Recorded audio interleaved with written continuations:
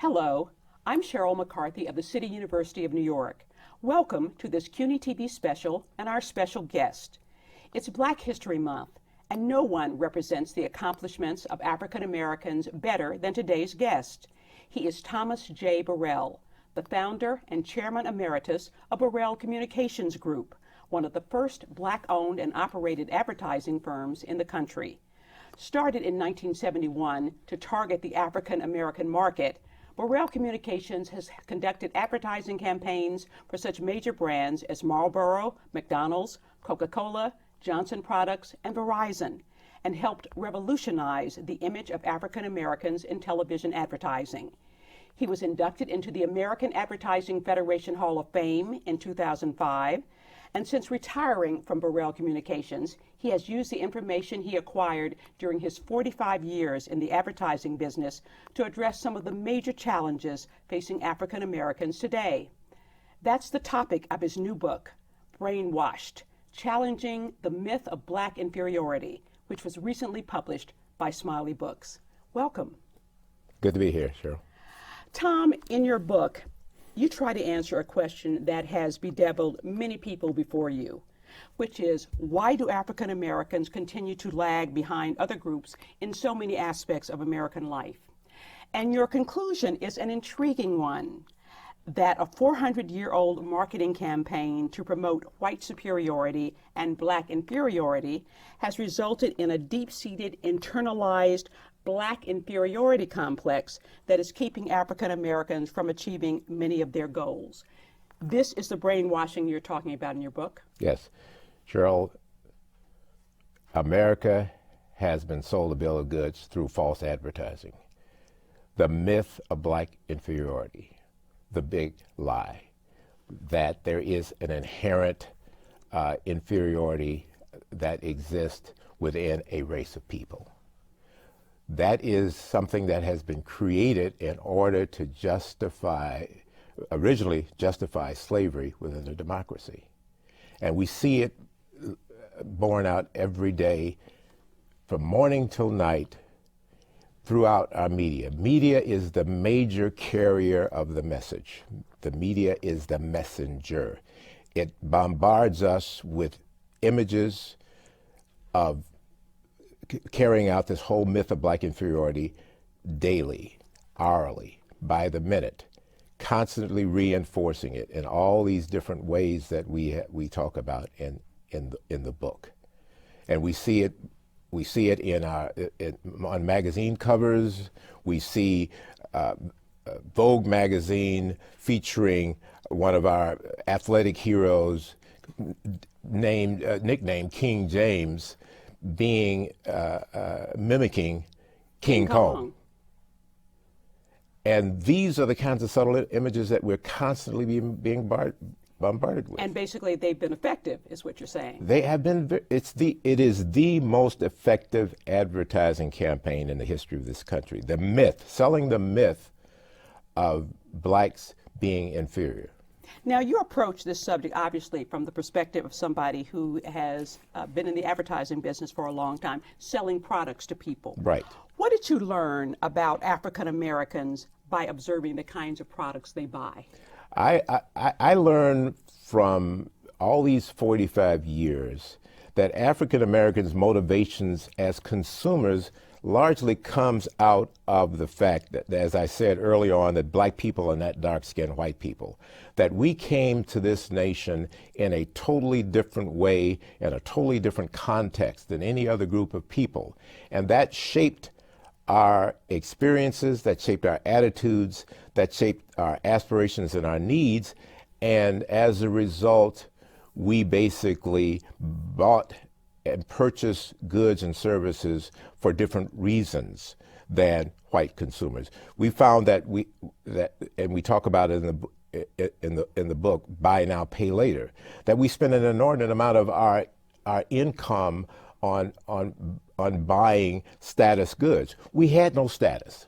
So we've been spending all these centuries trying to buy status, which in a materialistic society says that that's how you get it. Mm-hmm. And so we talk about that in one of our chapters, how we spend more money than we have trying to achieve. And you point this out, that one of the goals of the civil rights movement was to allow black people access to the goods and services that white people were selling. And so now they're able to access them. So why are these black spending habits problematical?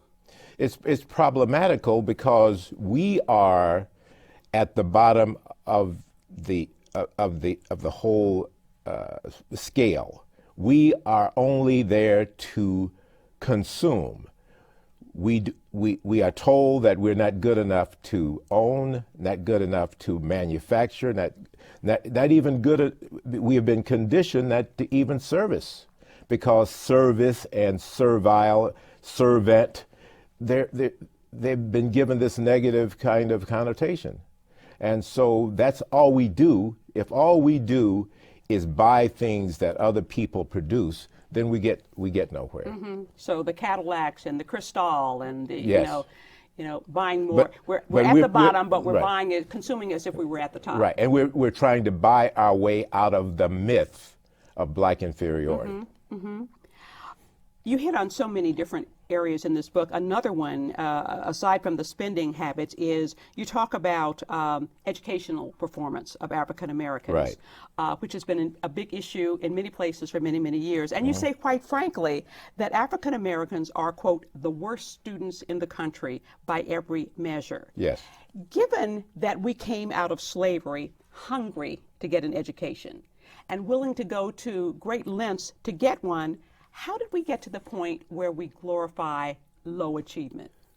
We have this never-ending determination to overcome the bombardment that was started with posters and newspapers and postcards that we were inferior. So that really spiked during slavery, when people were risking their lives to learn to read. You could lose your life being caught trying to learn to read, or teaching somebody else or to read. teaching someone else to read. So you see these bursts, these spurts of determination coming, but they keep getting beat down by the media in its never-ending, never-ceasing determination to spread the gospel of the myth of black inferiority. And so when it comes to we have been educated, we have been conditioned, been educated not to be educated. We've been conditioned that being less than smart is being cool. Dumbing down, the common term. If you're smart and you're black, you're acting white. And that's part of the brainwashing. But that part is not necessarily coming from the white culture, isn't it? Isn't that coming from the black culture? Well, the thing about brainwashing, Cheryl, is that once a principle of brainwashing is that the brainwashed becomes the brainwasher. Becomes the brainwasher. Okay. Right. The hurt. The abused become the abuser. That is a natural component of brainwashing. And so in all these areas, we at some point in our history have taken on our own victimization. We take it over. At some point in our history, whites were killing blacks at a much greater level than they do now. At some point in our history, the script was flipped, and we started killing each other faster than any KKK group could ever begin to do. So that is a part of the conditioning. If you start an effective brainwashing campaign, at some point you can withdraw much of your effort because you have done your job in conditioning those people who were victims, and they become the victimizers. And they've taken over your job. They will take it over. Another area you talk about is relationships between black men and women. and Yes. family dynamics. Right. Certainly relationships between black men and women are known to have been troubled. Yes. African Americans certainly have a lower marriage rate than any other group. We have a lack of stable families, which has a big impact on both black children and adults. You say that this is partly the result of popular culture, which promotes black men as brutes and black women as sluts, the Studs and Sluts campaign. Talk about that. Well, think about slavery. It was the job of the slave master to systematically break down family structure in order to carry out the institution of slavery. We're not talking about thousands of years ago. We're talking about just a few generations ago, where it was illegal for men and women to be married. It was illegal for black men to be fathers. So you talk about, well, why can't we be fathers? It was illegal for us to be fathers. Then you look at the stud farms that existed, you know, that you as a slave, you are a piece of property. We want you tomorrow morning to go over to so-and-so's plantation to mate with so-and-so's wench, okay? This was the nature of things. You could be in a family situation, a loving family situation today with your spouse. You wake up the next morning to find your spouse is gone because your spouse was sold. The same thing with your children. They could be gone the next day. You have absolutely nothing to do with it, no control, and people lost their families for life. And you build up a callous to that. You build up a conditioning. Well, this is the way it is. I must be what they say that I am. So and then we carry this out, and then everybody's scratching their head, wondering why are we doing this? So you fast forward 400 years, and this theme seems, the Studs and Sluts theme seems to be carried out certainly in the music videos, yes, which are produced and acted in by black people. Yes, yes. And it's, you know, it's really, I want to believe that it's not a malignant kind of intention. I believe that it's insensitive. We have been conditioned to victimize ourselves with the use of the N-word, denigrating, misogyny, denigrating our women, killing each other. This is part of the conditioning that nobody wants to talk about as the cause of the problem. We want to deal with symptoms, and we can deal with symptoms. You can build more jails, you can have more community-based programs, but until you start dealing with the core cause of these issues, the issue of eradicating the myth of black inferiority, you're never going to solve the problem. But you look at the lyrics, you know, about child beating, the lyrics about spousal abuse, and these lyrics are going on juxtaposed to an egregious number of cases of spousal abuse. So we're singing about it, and we're doing and it, we're rapping about it, and we're doing it, and we don't see the cause-effect relationship between the two. It's really a form of insanity. We're going to take a short break. Then we'll be back with more with Thomas Burrell, the author of Brainwashed.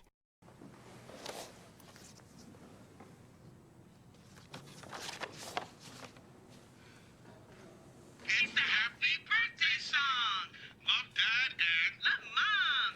It's your birthday. Now that's the bomb. Your birthday and living strong. It's the happy birthday song. It's the happy birthday song. It's the happy birthday. You don't have to be perfect to be a perfect parent, because kids in foster care don't need perfection. They need you. Welcome back to our special edition of CUNY TV. I'm Sheryl McCarthy, and I'm talking with Thomas Burrell, whose book Brainwashed has just been published by Smiley Books. You write about another area where African Americans feel inferior, about how they look, that they've been conditioned to believe that Caucasian physical features are attractive and that black physical features are ugly. So what happened to black is beautiful, which was so prevalent in the 60s and 70s? The problem with black is beautiful is that it did not come from the core. It was a topical approach to dealing with the issue. You got to do more than just say it. You've got to internalize it.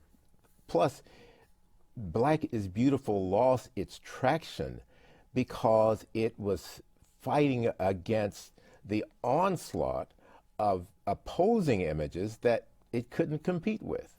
So it had a 7 or 8 year life that basically at some point was steamrolled by the overwhelming power of mass media. Mm-hmm. We did our best. We grew our hair out to here naturally. We put on our dashikis. We did our hand, our right on handshake, power to the people.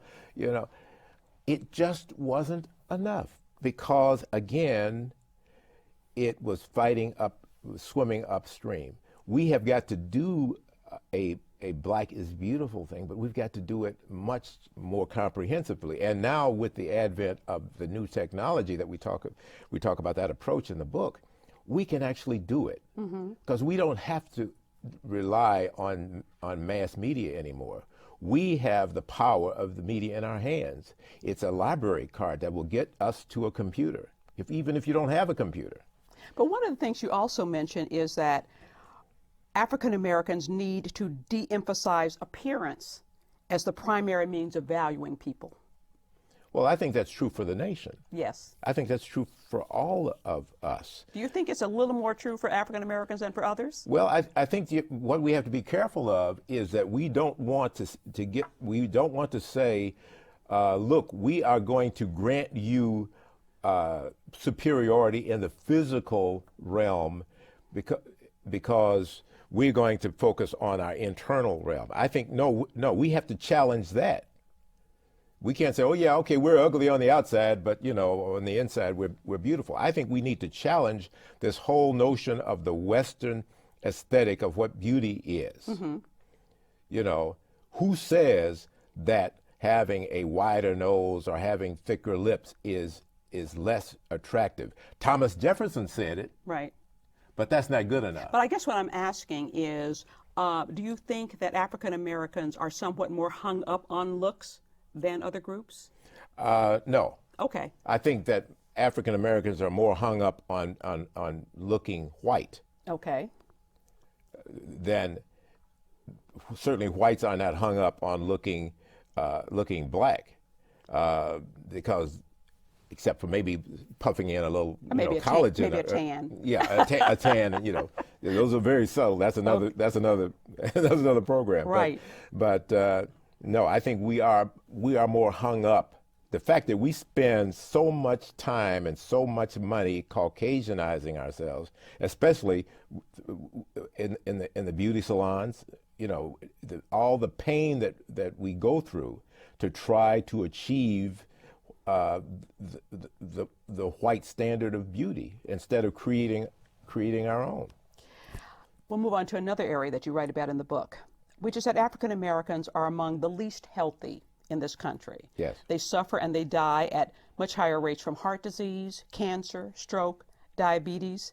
Is this also the result of brainwashing? Absolutely. If you don't care about yourself, if you've been conditioned to devalue your worth, then you devalue your worth.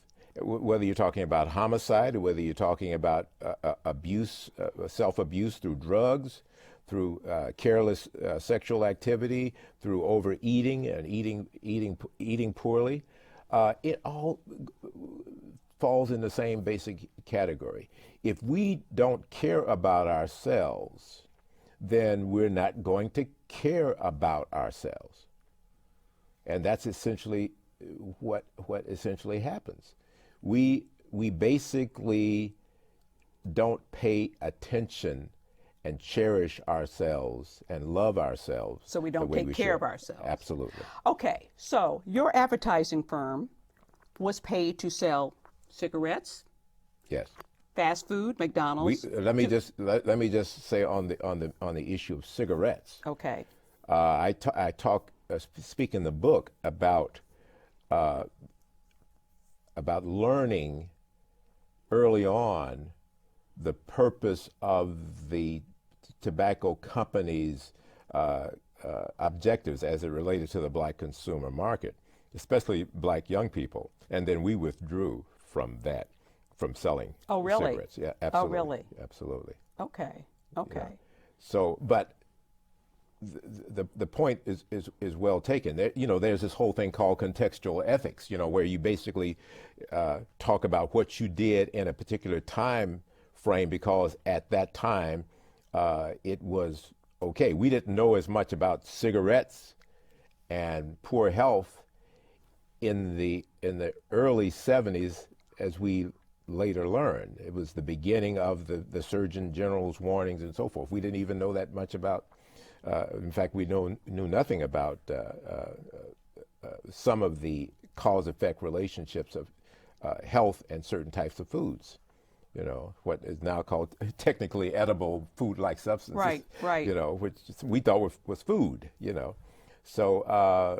So anyway, we basically, the whole idea is that we can't expect anybody to be perfect, but what we can expect is that if you know better, then you should do better. At the moment that you know better, you should start doing better. Right. Has the election of Barack Obama as president and the presence of Michelle Obama and their two daughters in the White House had an impact on countering the Black inferiority marketing campaign? I say yes. I say it isn't enough, but it has been actually quite pronounced. The idea of a black man getting off of Air Force One, idea of a black man in the White House with a beautiful black first lady. I mean, we're talking about the leader of the free world. And it's not just any black man that we're talking about. We're talking about a cool guy.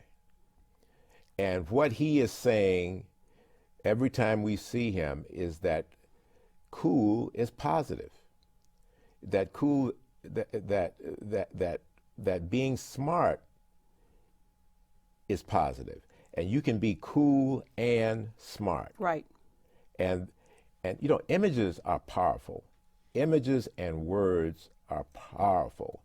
And we see evidence of that every day in every way.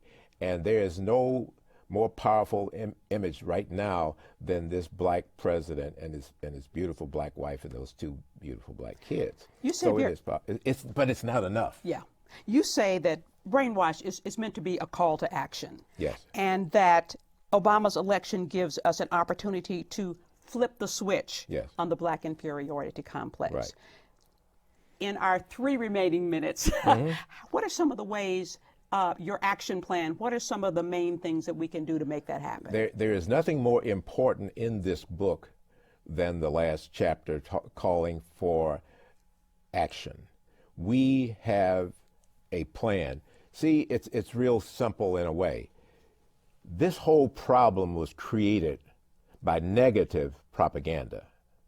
That's how we got to be in this mind state. We have lots of evidence that positive propaganda can work to combat the results or the consequences of negative propaganda. So what the Resolution Project is about is first, through its Media Watch, understanding what negative propaganda is, understanding what to do about it when you see it. And you talk about the creation of a Black Truth Squad, similar to the Anti-Defamation League, Absolutely. to counter some of these negative images Absolutely. and call them out. Right, and the website is going to be the place where that's going to be the clearinghouse for all of those findings.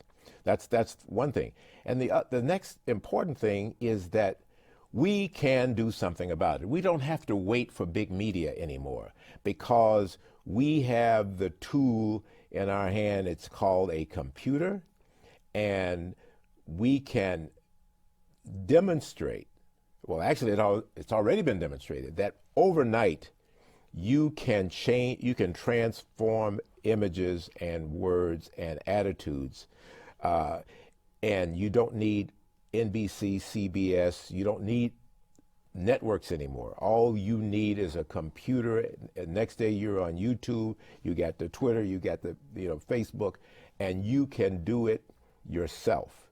And now, where general media used to be the dog, it is now the tail. It's waiting to see what's on YouTube so they can figure out what they're going to put on their program. Right. So we can actually take the lead in making the changes. And we're calling for, we have a contest calling for entries, positive images, commercials, scripts, art, lyrics that basically sell a positive story. And we think that's going to make a huge difference. Okay. I'm afraid we're out of time. Very fascinating, Thank the you. points that you make in your book, and very frank and honest, and I enjoyed it. Thank you. Appreciated it. Thank you. I want to thank Thomas Burrell for joining us today. His book, Brainwashed, has just been published by Smiley Books. For the City University of New York, I'm Sheryl McCarthy.